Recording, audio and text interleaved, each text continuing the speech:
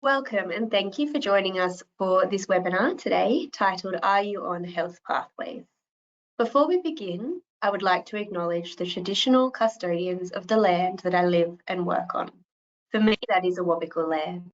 And I'd like to pay respects to First Nation people for their enduring culture and contribution to this vast region. My name is Emily Parsons and I'm from the PHN Education team. I'm joined today by Erica Drew, Central Coast Health Pathways Manager, and Evan Morris, Hunter New England Health Pathways Officer. I just wanted to mention before we start, this session is being recorded. So the recording and the PDF slides will become available on our PHN website over the next couple of days. As attendees, your camera and microphone will be restricted. However, if you do have any questions throughout the presentation, please place them in the chat or question box, which you will find located in your control panel.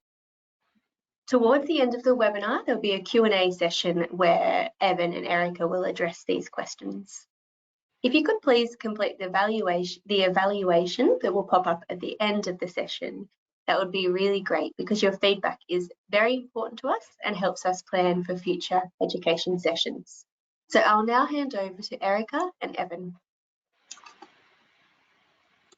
Wonderful. Thanks, Emily. And thanks, everyone, for joining us. As Emily said, my name's Evans. I work in the Health Pathways team, as does Erica. Both programs are well established across the region. And today we're just going to have a bit of a walkthrough and have a look at what Health Pathways is, a brief overview of how it works, how we can get services such as yours listed in there, the benefits of having services listed, and how it helps for GPs to be able to utilise that information and find and get access to those services in a timely manner. Just on the screen, and this will be shared afterwards as well, and there's alternative ways, but to access this information. So on the left-hand side, you can see Central Coast. So depending on where you're joining us today from, be it either in the Central Coast region or across the Hunter New England region, or up in the Taree area as well. Anywhere across our footprint, these are the two sites that are utilised. On the left, you see Central Coast, that's the username and password, and on the right is the Hunter New England as well. So ultimately, depending on the information that you either provide to us, we'll just determine which site that information goes on to. We also have patient information as well. We'll have a quick look at that later on during the presentation. We're going to go for about an hour. We may not talk for all of that, and also we'll allow some time for questions. So we may be able to move through it relatively quickly, but we have allowed that time just in case. So that patient info, as I said, we will look at that. That extracts some of the clinical information. So Health Pathways is a repository for not only clinical information, but also service information. And we extract some of that clinical information, be it fact sheets or resources, and we put that up onto the patient info websites. So what is Health Pathways in a nutshell? It's designed to improve care between primary, secondary and tertiary services. And it's an online support decision tool, primarily aimed at general practice and clinicians, but a wide variety of health professionals use it. Might be nurses, allied health professionals, and it's locally agreed information. So when we actually develop these pathways, you're going to see a clinical pathway, and you'll also see referral pages, that services that support those clinical pathways. So it might be behavioural concerns in children, for example. We will sit down with all of the stakeholders, be it GPs, school counsellors, paediatricians. We get everybody together in a room and we look at that and say, okay, what does this look like for treating that person, and how do we get access to services? And who provides that, where and when and how. On the right, you'll see that we're a community. This isn't just something that's happening sort of in your local area or across our footprint. This is happening right around Australia, New Zealand, and also in the UK as well. So we can share information across those sites and rapidly deploy clinical pathways. So it might be COVID-19, for example, it might be Zika virus, it might be drought, and we can leverage the work that other communities do and access and share that information. So just by way of a background, we are a partnership, so not just the Primary Health Network, but also the local health district as some of the key stakeholders, and originated the Health Pathways model in New Zealand back in sort of early 2010 during that period, and it was deployed to Australia in 2010 to 2012. As I alluded to earlier with the community, there's 32 regions around Australia that are doing this. So if a clinician or a service moves or you expand into other areas, you can also get access to those health pathways. And particularly, you know, it might be clients that live on boundaries, for example. So I did some work recently in Tenterfield, for example.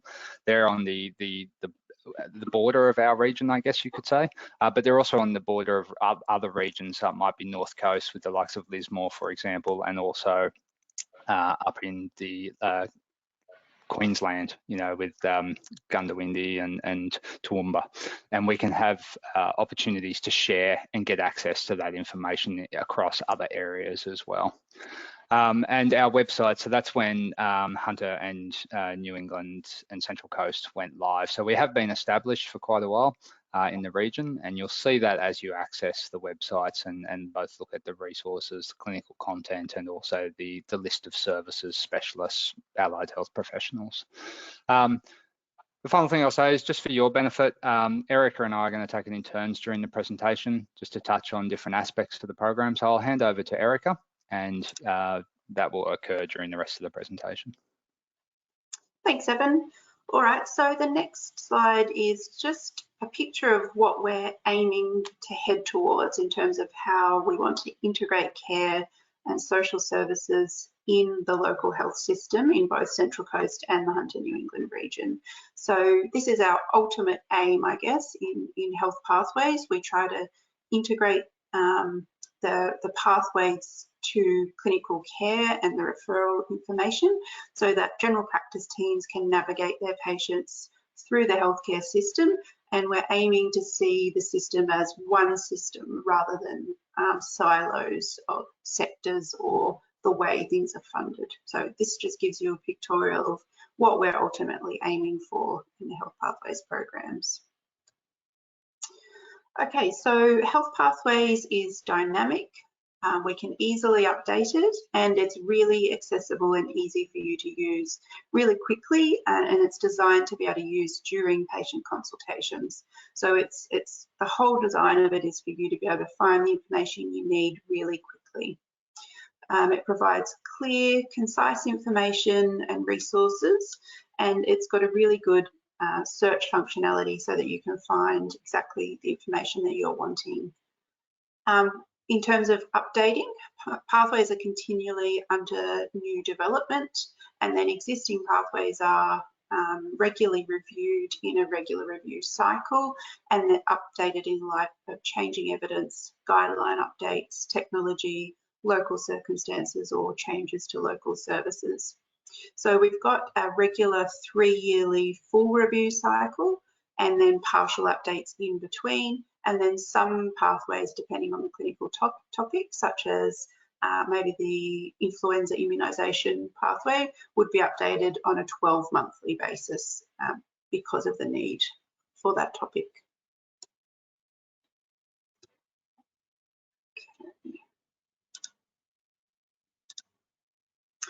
All right, so the team involved in developing pathways. So it's definitely a collaborative process. So in the Health Pathways teams, we have clinical leads, we have clinical editors, they could be GPs, pharmacists, practice nurses, for example. And our team works with subject matter experts and reviewers in the local healthcare sector. So we will work with, for example, Central Coast LHD or Hunter New England LHD subject matter experts. That could be specialists, surgeons, nursing, allied health. We also might work with non-government organisations depending on the topic that we're working together on. And then in our program team, we've got managers and project officers who assist everyone with the process as well. We also work with an organisation called Streamliners, located in New Zealand, and they do the technical writing aspect and the hosting of the website and editing the content on pages based on what our clinicians and the program team choose to edit. So it's a very collaborative program. And then we also welcome feedback from our local health providers, such as yourselves. And there's a send feedback button on every page in the Health Pathways websites. And if you just click on that, an email sort of pop-up will pop up, and you can send each team in each local Health Pathways region information on if you've found something that needs to be updated, you'd like to suggest something that needs to be localised. So we always want your feedback.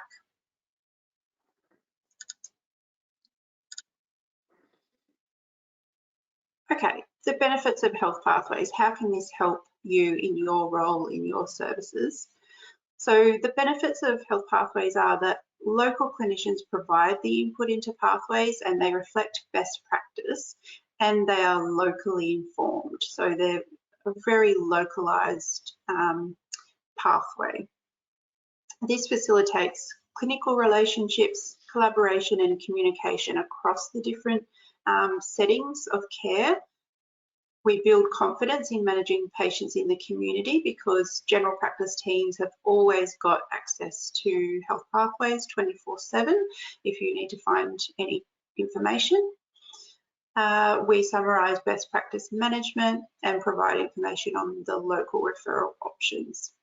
And also it improves efficiency because we're reducing the amount of time that health professionals or patients might be trying to find referral options or being on waiting lists. So by providing clarity on the local health system and the public and private and non-government options that are available for referral, we save health professional and patients time by reducing that wastage of time trying to access care. And we improve quality and appropriateness of referrals by having all of the information articulated in the one place so that you can find it really easily. All right, I'll hand back to Evan now. Great, thanks, Erica. So we thought we might just share, I guess, a couple of screenshots of what does a clinical pathway look like. So we'll have a look at pathways, and we'll also have a look at some of the referral information that supports those pathways. So you'll first notice when you are navigating Health Pathways, if you haven't already done so, that it is condition based. So on the left hand side, we have a table of contents, and if anything on the screen is a little bit hard to read, please by all means, either after the session or in the days and weeks ahead, please by all means jump into Health Pathways, get a feel for it, navigate the program. You can't break anything. It's a website with some light security, so you can access it from any of the workstations in your office. And as Erica alluded to, you can see that there's a send feedback. So over on the right-hand side of that screen, you'll notice that it will send feedback down the bottom right-hand corner, and that's a way to provide feedback. So that might be something to the effect of, my phone number needs updating for the service. So, but more broadly speaking, we organise Health Pathways into clinical pathways based around conditions. The one you're looking at on the screen at the moment, we'll have a look at the left-hand side first. So that's the social isolation and loneliness. That's within the table of contents on the far left that you can see there. So this is residing under the mental health category within the table of contents. And all clinical pathways generally follow a similar theme. So you'll have, there might be an about or a background at the top, along with any clinical notes, for example, that are particularly important. So it might be mandatory child reporting, for example. It might be some new medication has been released to deal with that particular condition. It might be red flags, what to do if in the event of an emergency, things like that. But they are typically broken down into assessment, management, and referral. When you view a pathway, that's what you'll see. So it doesn't matter whether it might be ADHD in children or young people, bereavement, depression in adults, perinatal mental health. When you view all of these clinical pathways, they generally will have a similar look and feel. And in the assessment and in the management is how do we assess that patient? It might be some diagnostics. It might be any, if you're doing a mental health assessment, any of the tools you use to do that. How do we manage that person in the community? And then if we need to, how to refer that person to access a service. And ultimately, as many of you no doubt here today, providing services that meet the needs of those patients in various aspects of the conditions that they're facing. So when you're looking to say, okay, where can my information be utilised to support a clinical pathway? Usually the best approach is to have a look at the table of contents, get a bit of a feel for, so it might be child health, for example. It might be physical activity, it might be physiotherapy, for example. And then identify clinical pathways that you think your service may apply to. If you're unsure, reach out to us and we can help with that. And then what we do is we add that to the referral section. So on the next slide, we have a list of some examples, I guess, from a categorization point of what the referral pages themselves, how they're classified, how they're structured. So here, this is the allied health and nursing, and you can see within that section, you might have exercise physiology, for example, you might have low vision, nutrition, you might have occupational therapy, social work, speech pathology, etc. So a wide variety of services that hang off or support each of those clinical pathways depending on the need. We also have some I guess what we classify as service directories. So they may not specifically be a referral page, but it's a repository of information that may be useful to support decision making. So we might have a list of private hospitals, for example. We might have some hot links. It might be Health Direct, it might be My Aged Care, disability support services, Carer Gateway, things like that. So if you are navigating through the platform and you see those, that's what they're for.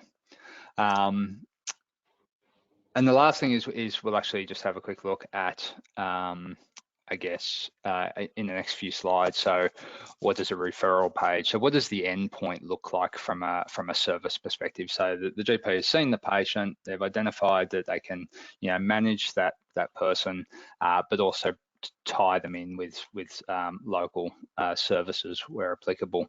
Or it might be that they need to make referrals further afield. So, you might be in Armidale and you might need to be referred to John Hunter. You might be in Central Coast, you might be in Taree and you're going to Port Macquarie. So depending on where you are across this footprint, will determine what, tools that you're using to access. But this is the Child and Youth Psychology and Counselling referral page.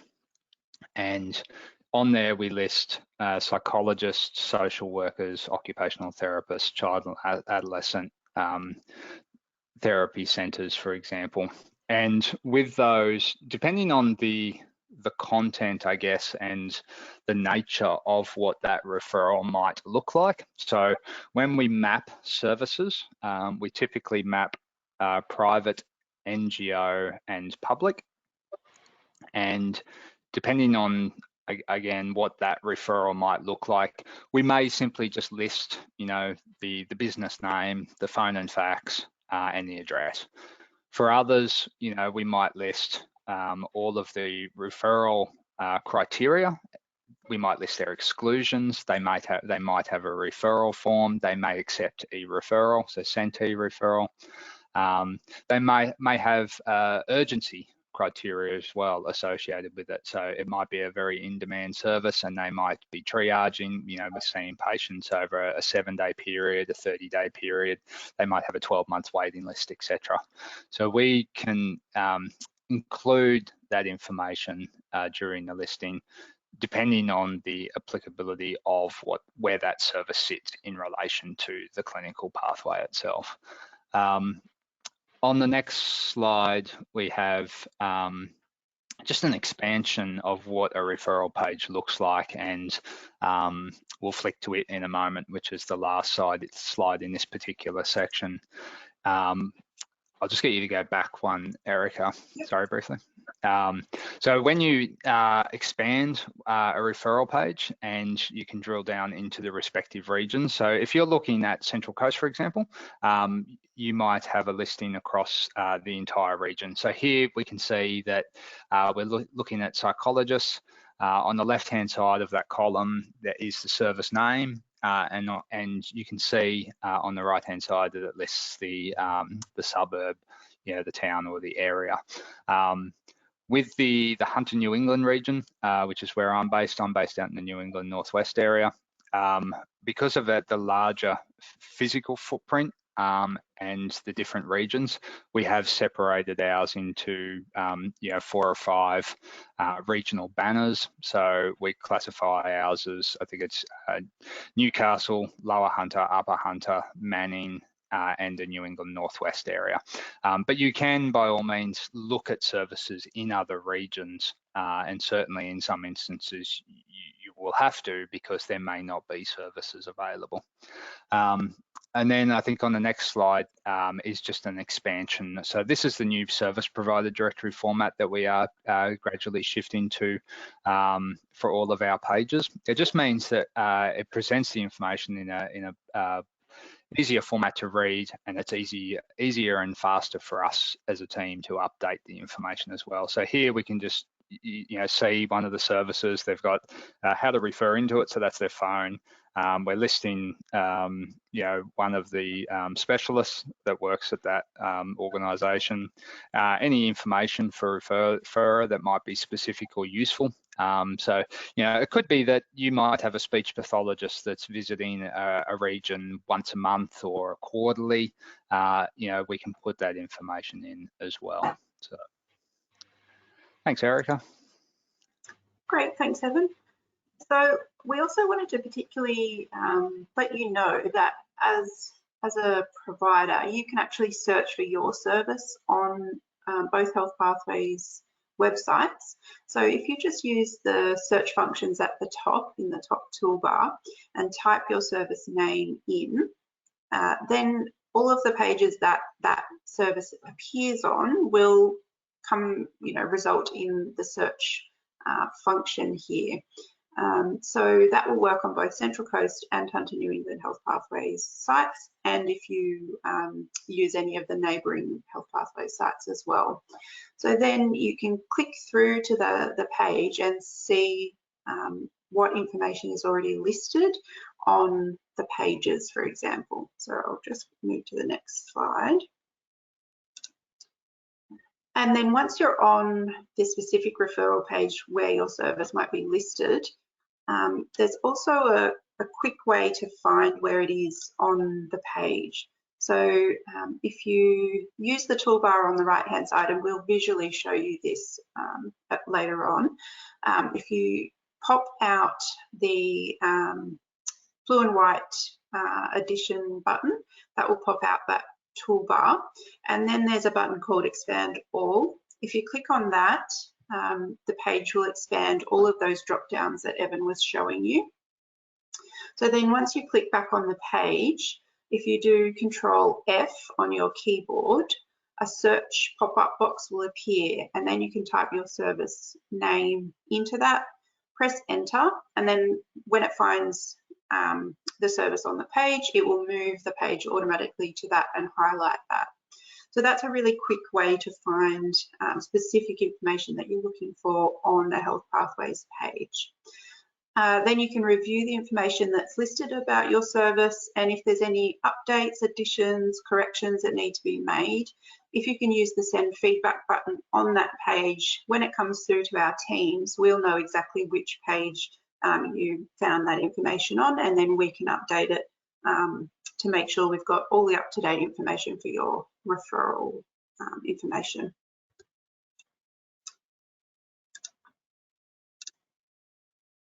Okay, so this is just a visual of what I was just talking through. So if you just use the expand all in this right-hand toolbar, then type the service name in, press enter, then it will automatically go directly to that part of the page where it's listed, and it'll highlight the mentions of that search term.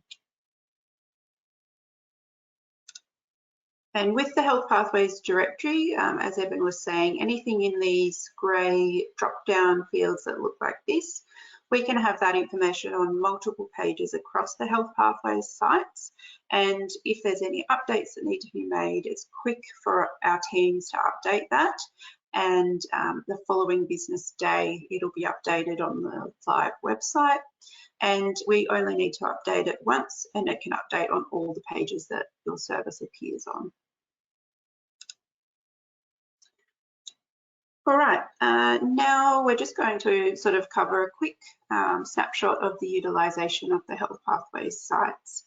So Health Pathways gets used a lot in our regions, and it's really important to communicate information out to primary care providers in our region.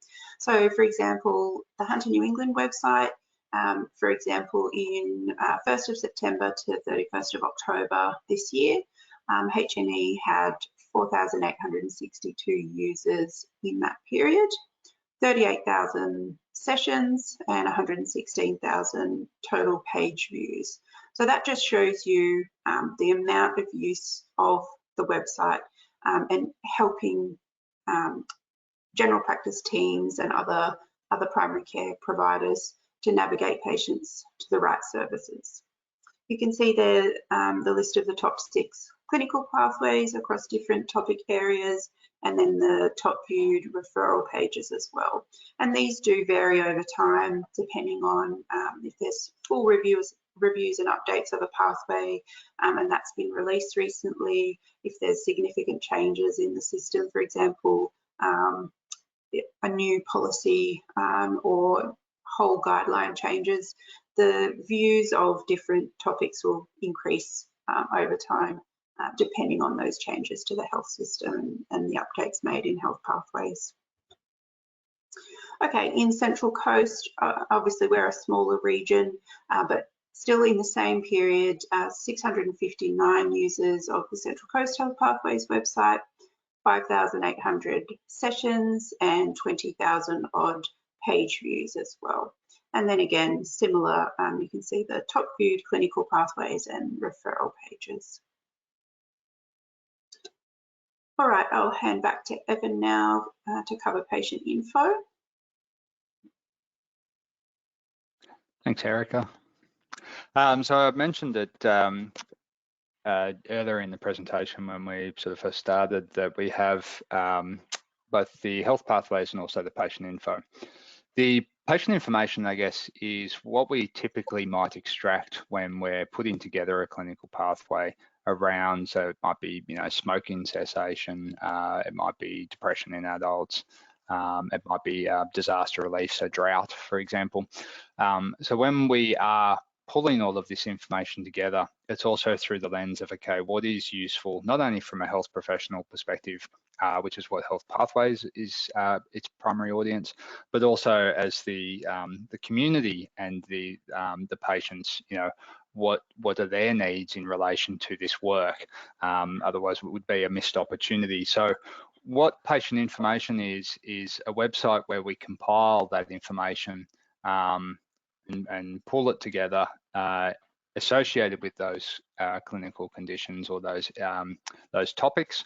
And it's a way just to try and sort of mitigate the Dr. Google approach, and we will link to peak bodies wherever possible, and preferably try not to reproduce content if we can, but we also assess that information from I guess to put it simply, a readability perspective. So how easy is that information to read and digest for the patient and for people in the community? Understanding that health literacy, generally speaking, across the board is relatively low. So our intent there is to utilise that information, and we're also in the process of trying to bring our website up to date as well, and to make improvements where we can in relation to accessing that information. So the information that's on the screen at the moment, and you can access it through Health Pathways itself as well. And the website, so at the top, this one's the Hunter New England that Erica's got on the screen at the moment. So it's just the patientinfo.org.au, and the Central Coast is just ccpatientinfo.org.au. The information by and large is relatively the same, with little nuances depending on, you know, appropriate resources or local resources that clinicians may be utilising within the respective footprints. So for an example, on the right hand side of the screen there, you can see you know, information being accessed in relation to mental health, for example, and you know, it might be emotional and social support, well-being. It might be you know, for families, carers, things like that. It might be problem gambling, women's health, etc. So all of that content, and it's approved by our clinical editors and by GPs and subject matter experts to be placed onto the website. The next, so the last slide in this one. So this is just an example of some of the resources that we have. So on here we've got mental health, emotional and social support. The e-mental health online resources, it's a very popular resource on the site. You can see there it says e-mental health program. So what we've tried to do there is we've compiled a list of all of the online support services that might be available for people that might be experiencing, you know, addiction, anxiety, depression, and what can they potentially access, you know, free of charge. It might be online via a telephone, it might be an online chat, whatever that is, or it might be an online program that they can complete at home whilst they're waiting to either access a service or whilst they are accessing. So it's meant to complement, and we've tried to do that wherever possible with a lot of the resources and a lot of the clinical areas, just to try and improve patient outcomes across the footprint. Okay, so we really would like you to become involved in Health Pathways if you haven't been involved before. So as we talked about earlier, we welcome feedback at any time. So yeah, we always welcome if you find a broken link or a phone number or email address that needs to be updated, or if you just have feedback about new topics that you'd like localized, or information that you want added onto either region's Health Pathways site. So we really encourage you to use that and get in contact with our teams. We would really appreciate if you could send your referral information through. So if you can't find your service on either region's site, you can either use send feedback or contact us through the PHN via email or phone to our teams. And then we'll work with you to get that service information and add that onto Health Pathways. Or if your service is listed and there's any updates that need to be made, you can send feedback again as well. We welcome your expertise as reviewers or subject matter experts in development of new pathways or the full review and update of existing pathways. So just contact our teams. We've got the contact us information in the next couple of slides, and express interest.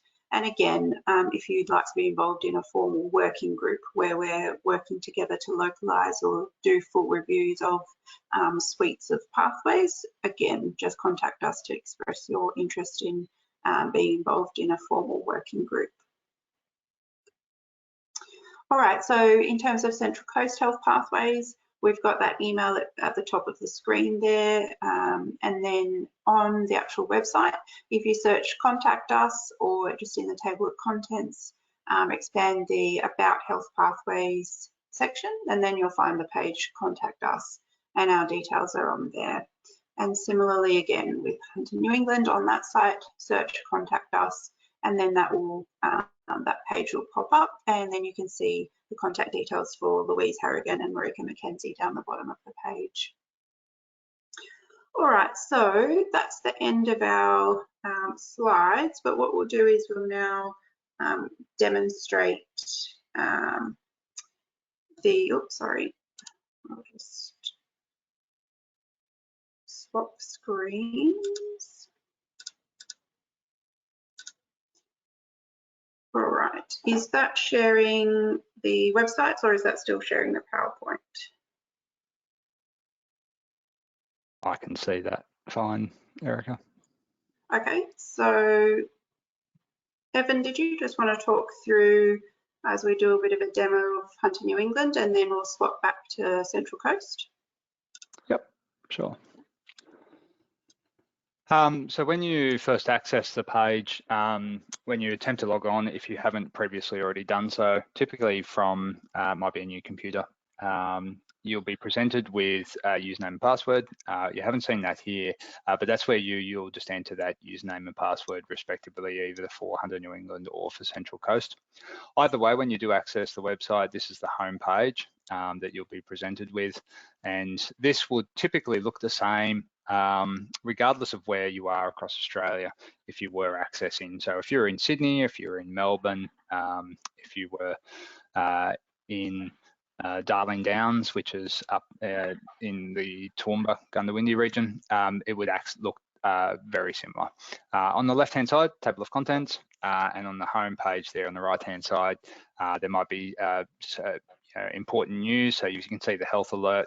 We have pathway updates, for example, and we also have some quick links on the side. So in that pathway updates, it's a good opportunity. So you can click on the view more updates. And what that does is gives you a list of essentially what's changed, over the last period of time. So, if you're looking at health pathways and you're interested in the clinical content, this is a great opportunity where you can jump in and say, okay, when was I last here? How can I just have a quick snapshot or a quick summary of what's changed since I last visited? And has anything been updated on a pathway that I've been keeping an eye on? So that list, as you scroll down through, it will provide that and give you a list of updates, for example. If we were looking at, let's have a look at domestic family violence, for example. So up in the top search function, you can type in domestic violence, and you can see that the suggested pages down the bottom is giving you some options. So we might have a look at both the clinical pathway, and then we might have a look at both supporting referral pages, just as an example of how we typically might approach when we're developing a resource and how we structure that information. So, so this is the clinical pathway for domestic and family violence, and this is something we recently updated with members of our team. So as we're scrolling down through, you mentioned, you might recall I mentioned during the presentation that a lot of the clinical pathways follow a similar theme. So here we have the clinical editor notes. We're making reference to the DFV local link services. We have red flags and what to do in those types of situations. And as we continue to scroll down through, you can see with links where it's breaking out, it might be the domestic violence liaison office, for example, it might be police, it might be the emergency department. But then as we scroll down further, you can see where I mentioned earlier that a clinical pathway typically has some background information, and then assessment, management, and referral. So here, from an assessment perspective, looking at, okay, what are the higher risk groups, and then appropriate advice, factors associated with specific populations, observations, looking for signs. So assessing the patient and you know, also tips on how to promote conversations around you know, topics when interacting with clients and patients. You know, starting the conversation, things like that. So this is all associated with the clinical content. You can just see whilst Eric is scrolling and keep do that. But if you cast your eye over to the left-hand side, you'll notice within the table of contents that there is other associated pathways. So it might be child or young person at risk, for example, might be sexual assault or abuse, strangulation. So all of those, as I mentioned, health pathways is condition-based, and then we have supportive pages associated with those. So management of the patient, so you know, putting together, it might be an escape plan, internet safety, child safety, safety planning resources, putting them in touch with a liaison officer, and how to best manage a patient in that situation. And then towards the bottom, referral. So okay, breakout points, what does that look like if we are going to access services, and how do we go about doing that? So this is in this particular instance the liaison officer. So here are all of the contacts along with the police stations, and we also have, you know, sexual assault services, perinatal mental health, and you can see where it says for further advice and support in the third last bullet point, we have domestic and family violence referrals. And what that does is when you click on that one, it will actually take you out to, this is our, so what we did, Erica, just on you'll stay on the page that you're on, but you can see that we took the approach in this particular instance of separating our services for domestic violence into urgent intervention, but then also community support. And how we structure that will depend on the nature of the topic that's been discussed at the time. So an alternative example might be if we have speech pathology, for example, we might list adult speech pathology and pediatric speech pathology. So it just depends on, some of those little nuances just depend on the content that you're looking at. And then on this page, we list all of the, so we identified, okay, what statewide services are available. The flags that you can see next to that are the Aboriginal and Torres Strait Islander flag, and also the cultural and linguistically diverse. And that's to highlight and draw your attention to specific resources that may be applicable to those groups of people. So, and then beneath the statewide, we've listed our geographical regions and identifying services that fall into each of those. So this is the DFV local link, and then we also have accommodation services, for example, further down the list of other support mechanisms in place to support this program. And if we jump to the other page as well, Erica, just quickly, which is the community support. Again, so, you know, if we have a look at the Manning Great Lakes, for example, and we've listed general support services.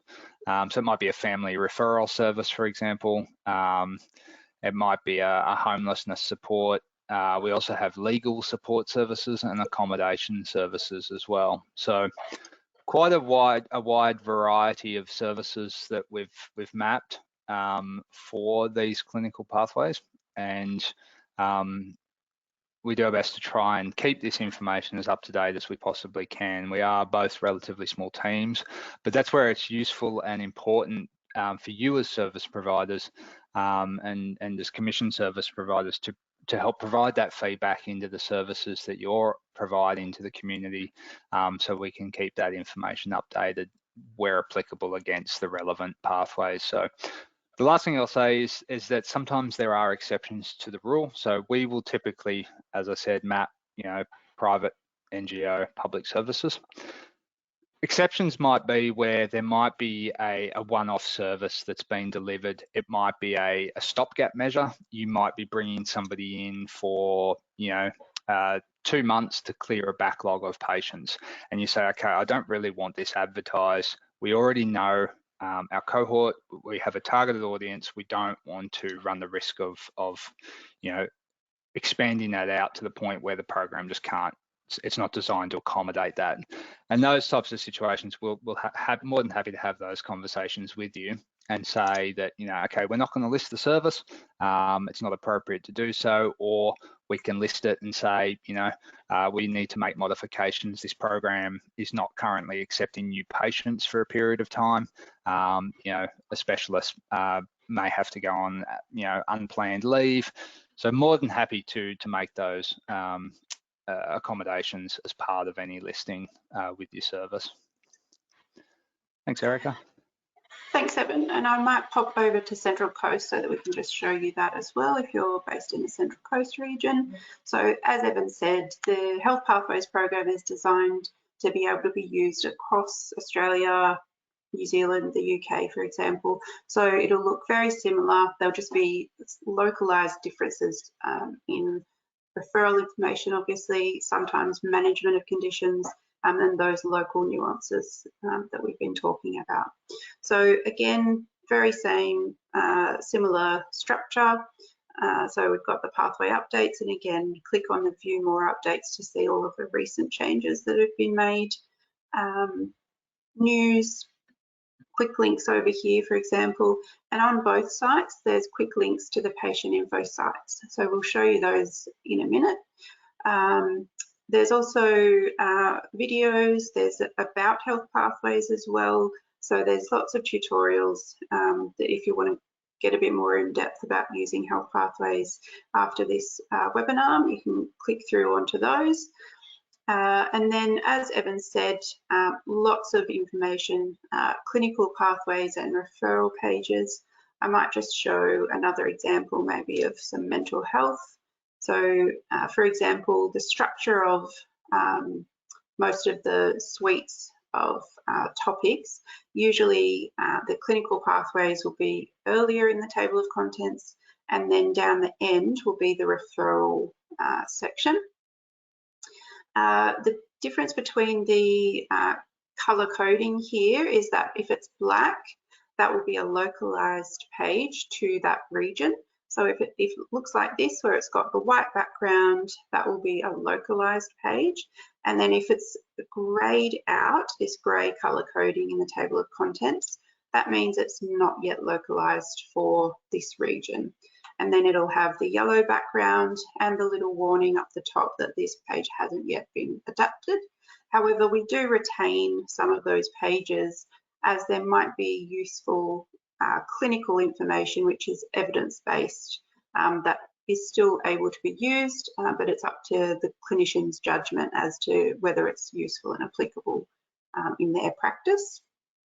And then referral pages. So we might just go, let's go to psychology and counselling, for example, and we might go to child and youth. So yeah, as Evan was saying, we usually map the private, public and not-for-profit non-government organisation options. We also sometimes link out to the external directories. Obviously, we try our best to keep the provider information up to date, but we've got hundreds of providers listed, so we may miss a couple. So we've also got external directories that we link to. And then, as Evan was saying, we can get quite specific in what we list about the service, for example. So particularly the local health district services might have service-specific criteria, age ranges that they see, exclusions, and then yeah, quite specific information about phone advice lines or intake lines, patient brochures. So we can put really specific information in there about services and how they get accessed. We can have referral forms as well. So there's a real rich lot of information that's available in both Health Pathways sites. All right, I might just pop back to the patient info sites. So as we mentioned, just the quick links here on each site, just click on those, and then Central Coast patient info will pop up, and then similarly Hunter New England over here, patient info will pop up. So Evan, did you want to pick a couple of topics that you wanted to just showcase in the live demo for patient info? Yeah, so we might have a quick look at, can you just have a look at drought for me, please? Yep. So if you just type in disaster or drought, just type in drought actually. And then we have our disaster relief. Yeah. So this is a page that we've recently reworked just to pull all of our disaster relief and support services information into one. So this is the drought, but then we also have the further down on that page, disaster, adverse weather, and mental health. If you click on that one as well. Yep. So these are all relevant links associated with, and sorry, I'm just going to pull it up on my screen as well.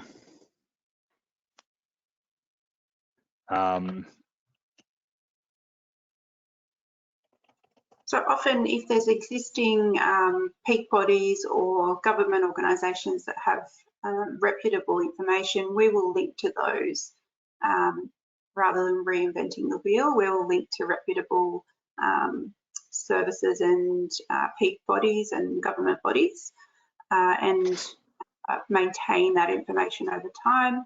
If there isn't a good resource that we can link to existing, then we might develop a local version.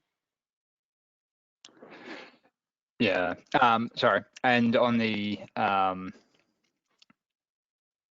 it's just a little bit small on my screen, so I just got a little bit lost. If you just scroll up slightly on the table of contents on the left-hand side, you can see within that disaster and management, so it might be the financial support and counselling. So if you click on that one, for example, there's links to a lot of the services associated. There's also help with filling in forms, mental health, emotional, social support. And then, so in there we list quite a number of the services associated, so drought support, things like that. And probably the other one, which is, you know,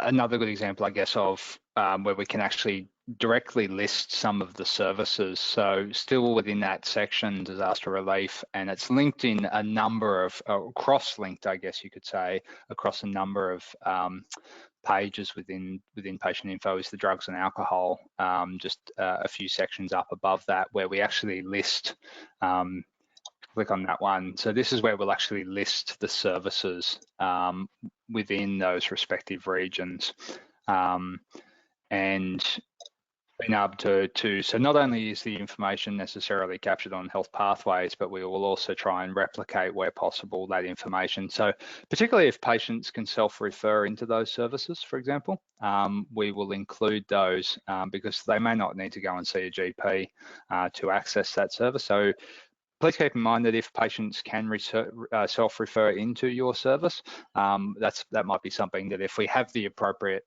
mechanisms in place to be able to list that, we can potentially include that on patient info as well, as people are navigating that. And you can also contact us through patient info as well if you've got suggestions or feedback on patient info pages as well. All right, should we just check with Emily whether there's any questions? Yep, that'd be good.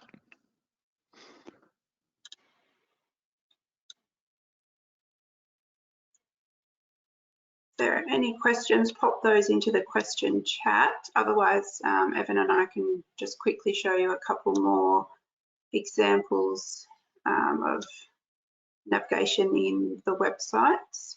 Do you just want to do the send feedback, Erica, just while Emily's having a quick look at that?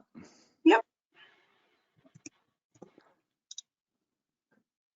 So if you just click on send feedback, this little pop-up will pop up for you. Pop your email address in there, click next.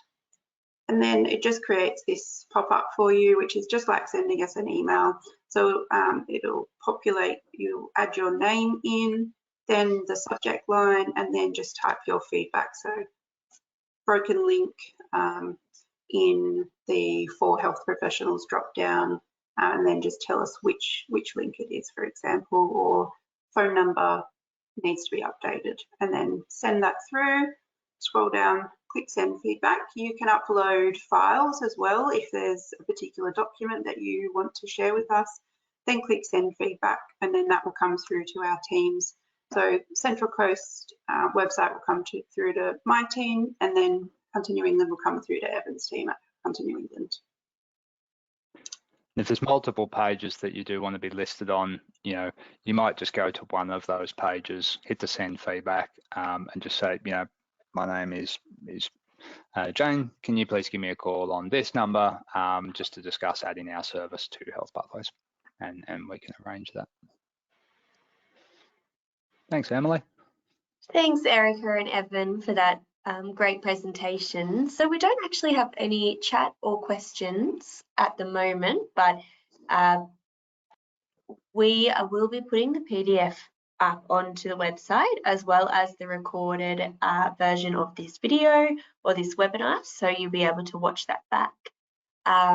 It will take a couple of days for it to be uploaded, but will be done by the end of the week. So thank you again to Erica and Evan for the presentation, and I thank you to everybody for joining us in the middle of the day, and have a lovely rest of the day. Thank you. Thank you.